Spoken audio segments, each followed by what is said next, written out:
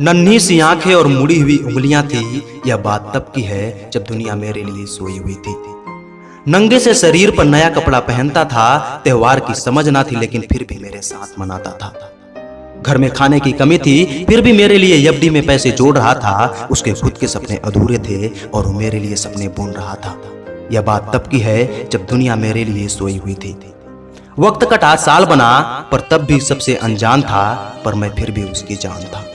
बिस्तर को गीला करना हो या रातों को रोना, एक पाप ही था जिससे छीना था मैंने उसका सोना। सुबह होने तक फिर गोद में खिलाता, झूले को हिलाता, फिर दिन में कमाता, फिर शाम को चला आता। कभी खुद से परेशान तो कभी दुनिया का सताया था। एक पाप ही था जिसने मुझे रोते हुए हंसाया था। अल्फाजों से तो गूंगा था मैं, पर वो मेरे इशारे समझ रहा था। मैं इस बात से हैरान हूं खुद आज कि कल वो मुझे किस तरह पढ़ रहा था। पापा तो छोड़ो यारो, अभी तो प भी ना निकला था, पर वो मेरी हर ख्वाहिश को पूरा कर रहा था।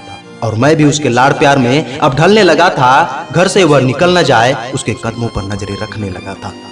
मुद्दे तो हजार थे बाजार में उसके पास, और कब ढल जाएगा सूरज उसको इसका इंतजार था। और मैं भी दरवाजे की चौखट को ताकता रहता था। जब होती थी दस्तक तो ऊपर से झांकता रहता था।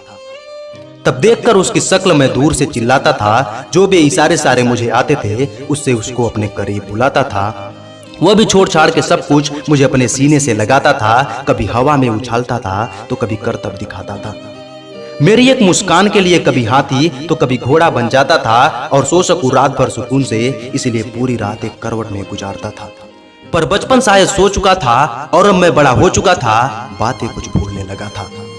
शायद वह फिर खुद गर्मी में सोना हो, या मुझे पंखे के नीचे सुलाना, या फिर दिवाली पर खुद पुराने कपड़े पहनना और मुझे नए कपड़े पहनाना, या फिर सोते हुए बुखार में माथे पर की ठंडी पट्टी करना हो, या मेरी हर जिद के आगे झुक जाना।